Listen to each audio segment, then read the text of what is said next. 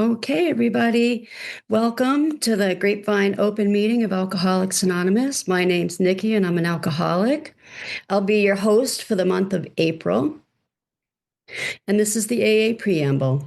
Alcoholics Anonymous is a fellowship of people who share their experience, strength, and hope with each other that they may solve their common problem and help others to recover from alcoholism. The only requirement for membership is a desire to stop drinking. There are no dues or fees for AA membership. We are self-supporting through our own contributions. AA is not allied with any sect, denomination, politics, organization, or institution, does not wish to engage in any controversy, neither endorses nor opposes any causes. Our primary purpose is to stay sober and help other alcoholics to achieve sobriety. You can enjoy the Grapevine Open Meetings every Wednesday at noon Eastern Time on this online platform. The meeting will be recorded and will be posted as an audio podcast every Friday on all podcast platforms, on aagrapevine.org, and on YouTube. This is an open meeting and everyone is welcome. We're glad you're all here, especially newcomers. If you're new to AA and want to learn more about our program of recovery from alcoholism, we encourage you to find an AA group in your area. Contact with group members will help you to find a sponsor and help you learn about the AA program of recovery from alcoholism. This is the Grapevine Daily Quote for April Fool's Day, which I think is kind of funny that they asked me to start today. I wonder if there was a conspiracy. I had been undergoing a spiritual experience without knowing it. My confused questioning about a higher power, my changed mental attitude, and even my physical recovery had all been part of a spiritual awakening. Without knowing it, I had been in contact with the source of life, whatever or whoever that might be. And that comes from So That's a Spiritual Experience, York, Pennsylvania, from January 1977, Spiritual Awakenings, Journey of the Spirit. You can sign up to receive the daily quote as a daily email at aagrapevine.org, or you'll find it on the Grapevine app every morning. And this is an excerpt from this month's Grapevine magazine. Here it is. My morning prayer, higher power. I was perfect today. I didn't speak out in anger or sarcasm. I didn't take anyone's inventory or even become judgmental, not once. And now I'm getting out of bed. That's from Vern and Kennel, Alaska, from at Wit's End. So let's start today with a reading from the big book, Alcoholics Anonymous. Many of us exclaimed, "What an order! I can't go through with it." Do not be discouraged. No one among us has been able to maintain anything like perfect adherence to these principles. We are not saints. The point is that we are willing to grow along spiritual lines. The point is that we are willing to grow along spiritual lines. Amazing. The principles we have set down are guides to progress. We claim spiritual progress rather than spiritual perfection. This will be a two-speaker meeting. There will be no sharing by attendees, so please just sit back, relax, and listen. I love open meetings because there's no pressure. We often hear it is best to try and identify with the speakers rather than compare your story with theirs. And I'll introduce my first speaker, Harriet W. Take it away. Hi, everyone. I'm Harriet, and I am an alcoholic. It's wonderful to be here with you today. I want to tell you, I love being sober, and I love the grapevine. So grapevine's been very important to me in my sobriety journey. So back to the beginning, I got sober in Maine, where I still live, and it was a tough process. It was a long process, it seemed to me. I had become dysfunctional in all of the roles that I was trying to play as a mother, a wife, a daughter, a sister, an employee. All of those had really gone down the drain as my drinking progressed into daily drinking. It got, for me, so bad to the point where um, I had to drink in the mornings before I could prepare my children's breakfast, or my hands would shake so violently that I wouldn't be able to do that. And that was not obviously a sustainable thing, because at that point, then I also had to carry alcohol to work with me to get through the day for the same reason. And also faced some of the other repercussions that come when one has alcohol in their system 24/7, as I did, and that included racking up a couple of DWIs and the legal ramifications of all of that. And so alcohol really brought me to my knees. I was just so desolate and hopeless. And I tried a lot of different crazy things, like it says in our big book. I made a lot of rules about when I would drink or not drink, and then broke all those rules, and um, tried vitamin regimens and exercise regimens. And I even felt like I had tried AA. But for anyone who's wondering, if you get a sponsor and then continuously lie to that sponsor, it doesn't really work very well. I don't recommend it. And so I just wasn't ready at that point. But I had gotten involved and interested in, and I saw other people that I believed had sobriety, and that I thought maybe if I hung out with them long enough, even though I was still drinking, that someday I might get it. And I guess that's kind of the spiritual awakening, how that proceeded for me. I was involved in going to meetings for 2 miserable long years while I was still drinking and lying to the sponsor that I had.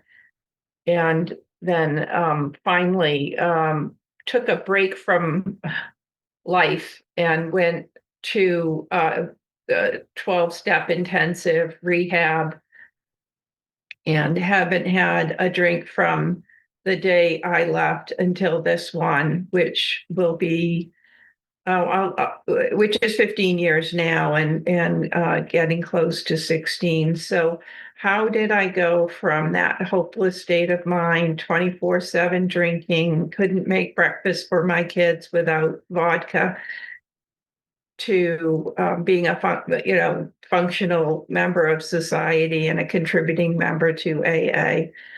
That is really the true miracle of it. And um, so I went to the rehab that I had talked about, and really jumped in with both feet, and took every avenue that I could. So while I was at rehab, I lost my job. And while that seemed devastating, it turned into a real blessing, because I was able to, when I got back, focus fully on my recovery. I also lost, that marriage fell apart, which was also not surprising. So there were a lot of struggles with alcohol there. Um, and so then all of a sudden, I didn't have quite so many things to do. I had no job. I only had my kids half the time, and I couldn't drive, so I couldn't go anywhere. But I found a little house sitting gig in town. So I was able to go to a lot of meetings, and I went to every meeting I could, and I could walk to a lot from there. And it was easy for me to get rides. And so I went to meetings as many as I could, morning, noon, and night. Certainly every day was not a struggle. And that gave me such a solid foundation in my recovery. I got myself a sponsor that I didn't lie to, or at least tried really hard not to, didn't consciously lie to. And we started working the steps, and she she just took me through it, through the big book, through just step by step. We walked through it. Her higher power and my higher power would come to the kitchen table along with some cookies that she usually had, and just get that work done. And when so I was around 1 year sober when I was intensely working the steps with my sponsor, and at that point, um, started to become involved in service. After I had completed my fourth step, my sponsor cleared me for service, and I jumped right in, and very shortly became a GSR for my home group, and have had one service position or another from that time until now. And in that early sobriety, there was and still is a beginners meeting in my district where they have many copies of Grapevine, old and new, that they're willing to give out to really anybody who wants them, newcomers and old timers alike. And I started reading those. And I remember one time, it was so sweet. I was laying in bed with my two young kids. We were kind of half reading, half watching TV, and I had my Grapevine out, and my youngest son next to me got interested and wanted to know what I was reading, and saw the 12 steps, and asked me about it, and what those were. And so I got a chance to talk to him about that. And then he said, "Mom, I think AA is neat." And that really sold me on like the power of having that Grapevine. And he must have been about 10 years old or so at that time. And it was just a really special moment. And I haven't been without a Grapevine subscription since then. And today, I sponsor women, and I love to give all of my sponsees a subscription to the Grapevine every year. So we're trying to spread the word in that way. Recently, one of my sponsees was going on her first sober vacation. And this is a really big deal. We've been working the steps hard. She was somewhat concerned about this. She, at this time, has not reached her first year of sobriety. And so she told me she'd been saving up the Grapevines from her subscription, but she wanted to know if I had any extra copies so that she could have another stash with her. And boy, yes, I absolutely had some more copies to give her of old, older Grapevine editions. And she came back sober and happy and tanned.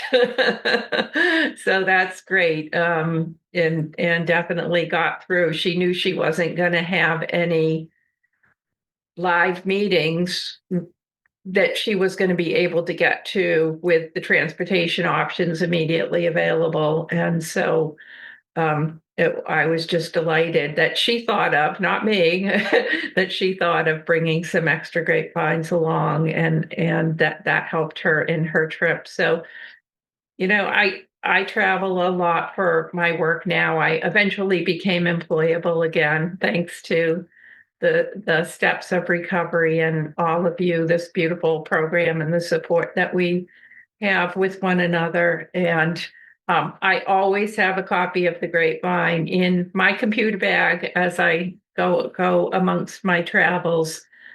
I did want to talk a little bit more about service and what that means to me and my recovery. Uh, for for me, I loved being involved in service at the group level, and I still have a home group and attend that and try to be of service there. And I opened and closed meetings and have been coffee maker and treasurer and GSR, all kinds of positions at the group level, and then went on to serve as a DCM in my district, and subsequent to that have gotten involved more in that general service, and it's an honor for me to be serving for Area 28, which is Maine, as alternate delegate now.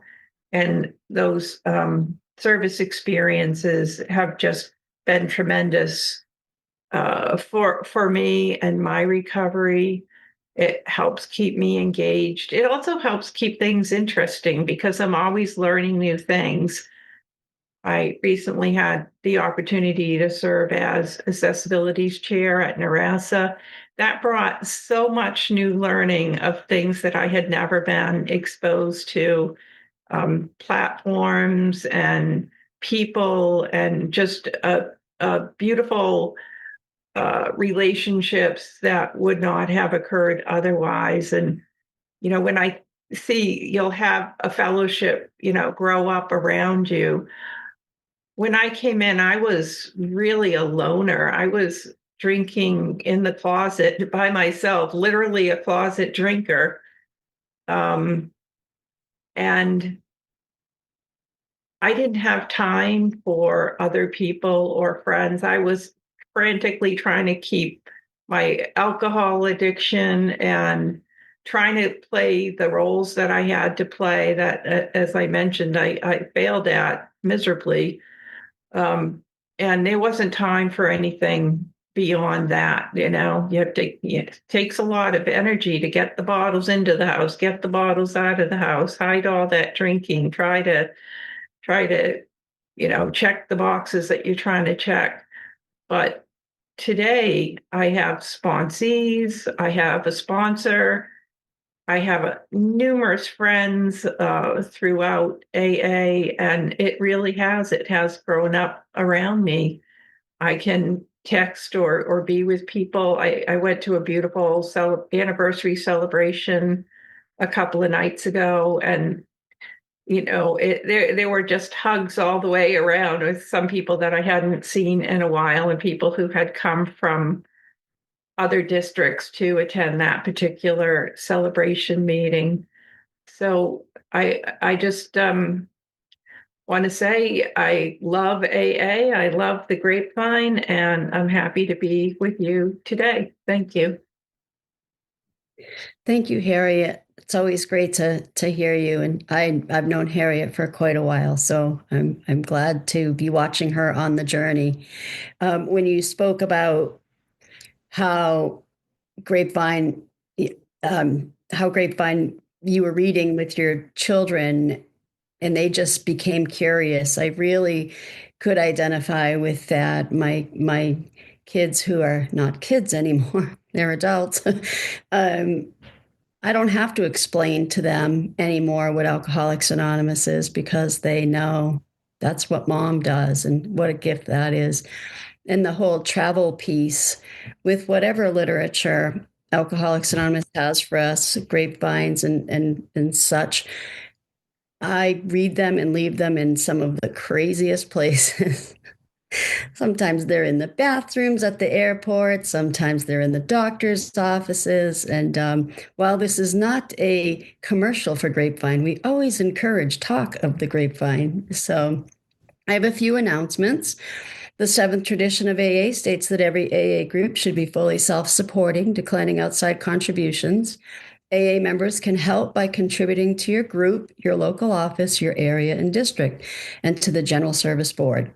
There's a great pamphlet called Self-Support, where money and spirituality mix. You can find it on aa.org. Grapevine does not accept direct contributions, but of course we do have expenses. The best way to support Grapevine is to subscribe to the magazine, either in print, online, or on the app. You can subscribe to the magazine in print or online by visiting aagrapevine.org. You can subscribe to the app by searching for AA Grapevine on the App Store on your phone. You can also purchase Grapevine books, greeting cards, and other items at your local AA office. By doing so, you'll be supporting both Grapevine and your local office. You can also visit the Grapevine online store at aagrapevine.org. The AA Grapevine Carry the Message project allows you to help us help others by providing magazine subscriptions to those who are incarcerated, hospitalized, living in remote areas, or stuck at home. Visit aagrapevine.org and click on Carry the Message to learn more. We invite you to listen to our weekly podcast, the AA Grapevine Half Hour Variety Hour, which is available for free on all podcast platforms and on aagrapevine.org. Please follow Grapevine on Instagram and YouTube too. The new season of Our Primary Purpose, the official podcast of the General Service Office of Alcoholics Anonymous, is available. In its season 2, it takes listeners on a journey across the fellowship, celebrating milestones, exploring how AA reaches anyone, anywhere, and shares stories that highlight the impact of service, self-support, and recovery in action. Tune in to hear how AA's message continues to reach those who need it most. Be sure to subscribe on your favorite streaming platforms so you can catch every episode. And so next, I'm going to introduce our second speaker for today, and maybe we'll hear a little bit more about why they call him Backroads Gino. Turn it over to you, Gene. Oh my, oh my. Things you share with people that get spread around. That's how rumors start. My goodness.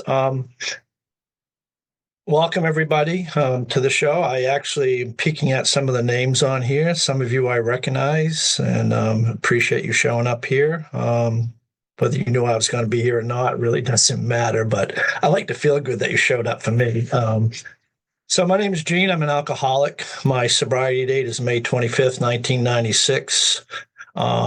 With that, I also have a not drinking date. My not drinking date is February 25th of 1996. And I may explain that a little bit later, but I'll leave that there for now. My home group is the Rusted Servants that meets on Wednesday nights. It's an online meeting. I'm registered in Area 48, District 1, and check us out. It's a literature-based meeting. Once in a while, we might have something involving Grapevine, but you never can tell. Yeah,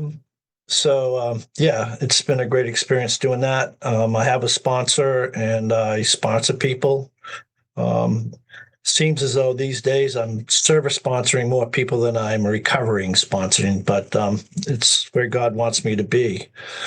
I'm not going to go a lot in the drunken log. At least I'll say that now. I mean, I find it really difficult to squeeze in 25 years of qualifying to be a member of Alcoholics Anonymous and nearly 30 years of sobriety into like a 15, 20-minute segment.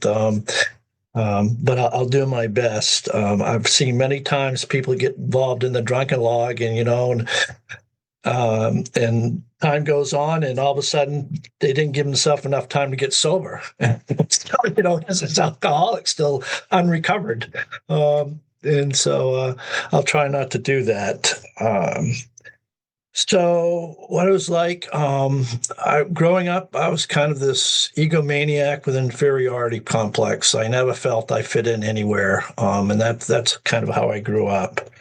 And I thought that was okay. I had a close group of friends that I, played with, and that's kind of how it worked. And so I thought everything was good within the home and all that. But, in retrospect, it probably had some dysfunction. I knew I was there, so there had to be a little bit of dysfunction at the very least. But I thought that's the way life was going to be forever. And when I was like 13, 14 years old, my parents got divorced. And that kind of changed my life forever. I found a whole new group of friends that really taught me some things that, may have come in handy for some, but probably not the best thing in society. I did some things that I got caught a lot of things I didn't get caught doing, but there was quite a few things that I did get caught doing, and I'm not going to go into that. And so during that divorce, my mother had checked herself into what we called at that time was the Augusta Mental Health Institution in AmHigh, and she was having a nervous breakdown. And I remember my father coming and getting me and then dishing me off to a family we knew that was close to us, and that kind of how that summer went. Later on, my mother got discharged. The divorce proceedings started, and my mother got custody of me, and I'm living with her, and she's like all pumped up with all kinds of drugs and stuff, to treat her mental illness. And some reason, I don't know, I believe God has always had a presence in my life, whether I recognized it or not. And God did an intervention with me and kind of directed me to go to my father to see if he would go back to court to get custody of me. And because I knew I was not going to do my mother any good, because I was like a train wreck, just hadn't hit anything yet. And so my father went to court, got custody of me, and I was living at my cousin's house, and I went to a new school system, not far from where I was before, but a very different school system. I went from a school system that had a high school that had probably 1,200 students in it to a school that had under 400 and is very much more intimate. And so I'm making new friends and everything. And through those friends, I'm starting to hear all these stories. I mean, some of them had grown beyond their years and had some experience with alcohol. And so it made it sound so romantic and so like inviting, and like in the way they talked about it, like I knew I had to try that out. And so we chipped in our money, and we had somebody that could buy us a case of wine. It's a top shelf wine, trust me, for sure. I won't name brands, but it was good. And there's like 4 or 5 of us, and we went out into a field so we wouldn't be bothering anybody. Nobody would bother us, or so we thought. And that was my first experience of getting drunk. And I've got this horrific wine hangover the next morning, and my head is pounding, and I didn't get sick. I guess that was an achievement right away. But as I'm thinking about that experience, that headache, that pounding head, was a small price to pay how that made me feel. And for 25 years, I chased that feeling. I never quite hit that same spot. I'd either go buy it and get totally smashed and pass out, or I'd not have enough to get me to that point, and I suspect on your line, you know what that I'm talking about when you're getting to that point. And so, like I said, I did that whole thing. I'm tempted to go off a whole bunch of other things, but I'm not going to do that. Through the course of that 25 years, I got married. I had 2 boys, and they're still my children. They'll never change, no matter how old they get. They're in their 40 and 36 right now, so that won't change. But and I got through that marriage and stuff, my wife tolerated a lot. I don't know. I'm speculating on the number of reasons, but I mean, she just, I don't know whether she's an Al-Anon in the making or what the deal was. So, but she hung in there, and I will make this point. All the trouble I put her through, we're still married, and we're coming up on 43 years this June, which is just miraculous in my mind. She had every right to leave me many times, many, many times. And And so I'm so blessed with that. In the course of this, I drank every opportunity I had, and a lot of times it was behind the wheel. I think us Mainers have a knack for driving back roads under the influence of alcohol.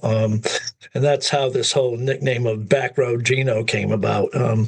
That's what my friends, I'd go out of my way to stay off in the main streets, in the back roads. And there was a good reason for that. I mean, we had a guy that was a chief of police, and he just told us this, I don't care if you go in the field, have the biggest party, do all of these non-conference approved substances. He didn't put it that way, but I am.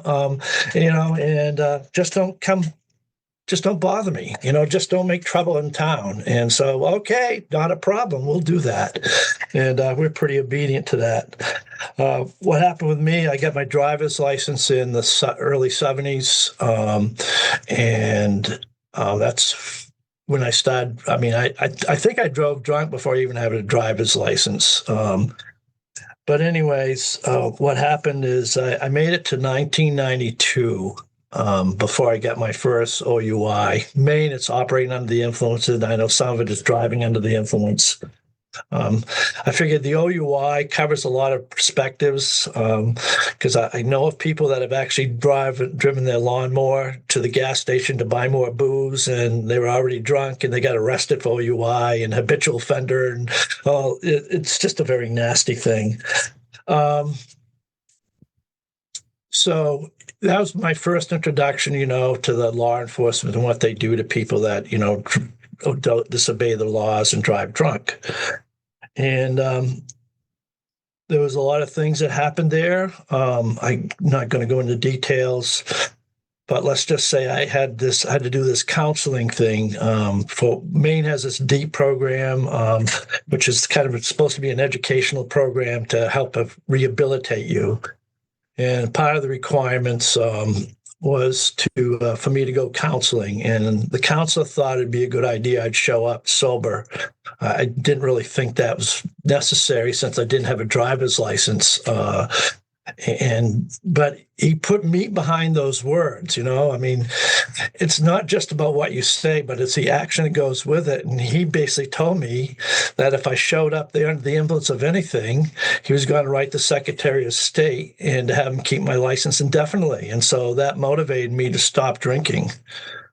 And I stopped drinking for a long period of time. During that time, everything started getting better. My work environment started getting better. My relationship with my kids are getting better. My relationship with his wife got a lot better. And she was really appreciative of that. And so her way of showing her appreciation to me was to give me this third edition book called Alcoholics Anonymous. And I really wasn't very receptive for that, And so I threw the book across the room, said a lot of nice, kind words about how appreciative I was, and stormed out of the house. A few days later, I started drinking. I drank for another 4 years. And all the time thinking I was invincible and I wasn't going to get stopped again. And anyways, that happened. It happened in the form I was,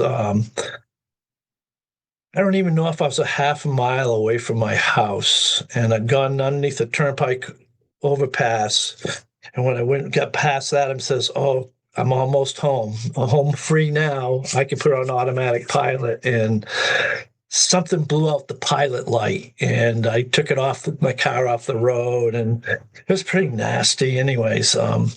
So I met a higher power that night. He was a Kennebec County Sheriff, and he started to administer a field sobriety test, and I just thought I'd be proactive and why bother? And I reached out my wrists and just put the bracelets on, and let's go. And so that kind of got my attention. I think what happened is the intervention that God did is he had my wife and my children up to our parents' house in northern Maine. And so when I got home, they even took the dog. When I got home, there was nobody or anything to make excuses of why I got got a summons for drunk driving, and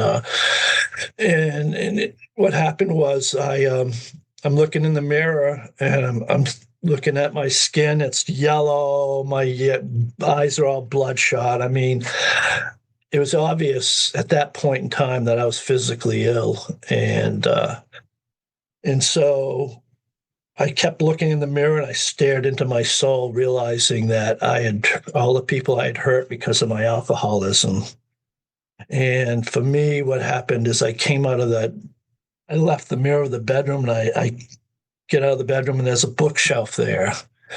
And of all these books on the shelf, there's only one book that stood out to me, and that was a book called Alcoholics Anonymous that my wife had given me 4 years prior. And I started reading that book, and I did not want to admit that I was an alcoholic. I did not. Alcohol had become my best friend, my lover. I was really married to the alcohol than I was to my wife. And it served me, to what it did. But anyways, so I'm looking at this book. I'm trying to get drunk. I'm reading the book. It's really not making a whole lot of sense. But I kept reading that book. And all weekend long, my wife showed back up, and she, I'd tell the truth, seeing how the car really didn't look like the same car that she left. And so, she asked me what I was going to do, and I said, I'll get some help and everything. And I didn't know what help was going to look like. I looked through the yellow pages. There's nothing there that interested me. There was AA hotline and all this other stuff, and I just ignored all that. I didn't think that was going to work for me. And then I showed up at work on Monday, tried to act like nothing had happened. I'm shaking. And that was on February 26th. February 25th was my not drinking date, and I showed up there, and I was a mess. I was an absolute mess. And I'm just praying that no one would look at me and everything. And they didn't. They kind of left me by myself. I think they knew about my alcoholism long before I did. That's be the truth. And so I get home, and my wife met me at the door, and I think she's checking to see if I drank on the way home. And she asked me how it went, and I says, I didn't drink. And I broke down and started crying like a baby. I didn't know what I was going to do. And my wife had been looking at the newspaper that day, and they had a list of what they call self-help. I know AA is not about self-help, but there was a listing of AA meetings in there, and I chose one to go to the following night. And I went there. It seemed pretty weird, all the stuff they did. They offered me a cup of coffee. They only gave me a half a cup, and, I'm going like this, and I'm trying to wonder, the cheap bastards. I'm sorry. And so I sat there through this thing, and there was like one of these meetings where there was like a young people on this side and older people over there, and they just seemed to be fighting the whole time. And like, I'm trying to figure out how that's going to teach me how not to drink. That's all I came there for, was to learn how not to drink. And what happened that night is, before I could leave that meeting hall, two men stood between me and those steps, and they reached out their hand, and I met the Fellowship of Alcoholics Anonymous, and they says, we need you more than you need us. And they gave me a meeting list, and, we have a lot of literature. And I think I own about every piece of literature that's ever been published, AA Grapevine or AA World Services. They gave me a meeting list. And so the meeting list to me is the most powerful thing we have for literature. And I kept going to meetings. And that's what I did for 4 years. I did this not drinking program, and going to meetings, and walking around with untreated alcoholism. And I didn't know what to do. And so I believe that God, of my understanding, put some people in my path. And so there's this guy, he started talking about supporting a mutual friend of ours who was facilitating a meeting in a correctional institution, a pre-release. And so we went there, and we made a commitment to go there for a year. and I showed up, and one night the meeting was, the guy that was facilitating, he'd bring in different speakers and they talk about their experience and how they recovered from alcoholism. And he talked about these two guys that were working a process, what they called the process, and working the steps out of the big book, Alcoholics Anonymous. And so after 4 years, I was homicidal, suicidal. I was a mess. And they presented a message of hope that there was something they did that was totally transformed them. One guy talked about being in a federal penitentiary for 7 years, out on probation, had 2 years over his head, and he's living in a halfway house. Instead of looking for a job, he's selling plasma so he can get money for booze. And there was a different person standing up there that night. And anyways, they end up having this big book conference, and I went there, and that big book conference changed my life forever. As a result of listening to these people, 2 AAs, 1 Al-Anon, talking about their experience of recovery from alcoholism. And when the Al-Anon spoke, talking about how they recovered from alcoholism through the 12 steps as laid out in the big book, Alcoholics Anonymous, I just knew I had to go there. And so one of those founders that spoke at the pre-release that night, I asked him to take me through that work, and he did. And I gave myself over to the process, over to him. If he had told me to jump off a bridge, that was what it was going to take to not drink, I would have done that. He described, when we first met, he says, he talked about 3-part disease, 3-part solution, recovery of the 12 steps of Alcoholics Anonymous, unity of the fellowship of AA, and service. And if I do all the work, I will recover, and I'm to bring in, my spirit will be awakened, and I'm to bring that awakened spirit to be of service to others. And he got me into service right away. The old saying is, if you want what we have, you'll do what we do. I was trying to emulate what he was doing. He was part of the district. He had a job as area corrections. One of the first things he told me, he says, I need a corrections commitment. And I'm not really a jail guy. I'll tell you, I served seven days in the Kennebec County Jail. That's the extent of my incarceration. But I got involved in corrections. I got involved in general service. I went through the district. I ran through a whole bunch of jobs there. I'm not going to repeat all that. I end up in the area. I end up taking, I had a committee chair position there. I chaired our main area roundup. Eventually, I became a delegate and served at the conference, the 66 conference in 67th. And it was all great. I've been so blessed with my service experience. There's a lot of things I just cannot fit in the short time I have left here. And so with rotating off, I think delegates have a fear of having nothing to do when they become a past delegate. And so we're talking about the Northeast regional delegates. We're talking about what we're going to do when we rotate off. And so I had found out that they had created this National Corrections Conference, and they're going to have the first conference later that year. And I'm trying to figure out how to get involved in that conference and find out more information. And so when it came my turn to talk, I just says, well, I'm going to make it my business to bring the National Corrections Conference to Maine. And so I went down there. I put together a bid package. I'm pretty thorough in some of the things I do. I get pretty detailed orientated, maybe too detailed. But I went down there with a bid, and they didn't see me coming. And we end up there was a tie between Maine and Houston, and Maine came out of the hat. So we were able to host the second annual National Corrections Conference. And that was more rewarding than it was to be a delegate at the General Service Conference. I just have fallen in love with the the corrections work. And that doesn't stop people from asking me to do other things too. I've kind of, I think